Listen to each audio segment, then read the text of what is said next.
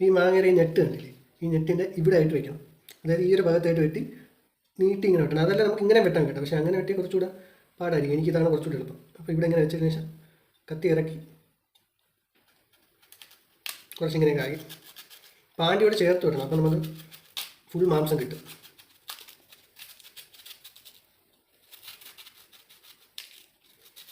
നമ്മളിങ്ങനെ വെട്ടിയിട്ട് കത്തി പോകാതെ കുറച്ചിങ്ങനെ ആക്കി കൊടുത്താൽ മാങ്ങ ഒടിയും, പിന്നെ കത്തി പോകാൻ കുറച്ചുകൂടെ എളുപ്പമായിരിക്കും.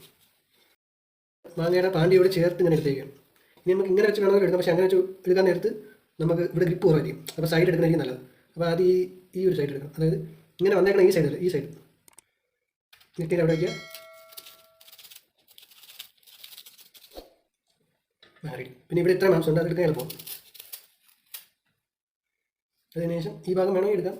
ഞാൻ ഇവിടെ ഇപ്പോൾ നമുക്ക് പിടിക്കാനുള്ള ഗ്രിപ്പ് ഉള്ളത് കൊണ്ട് തന്നെ ഈ ഭാഗമാണ് ഞാൻ എടുക്കാൻ ഉദ്ദേശിക്കുന്നത്.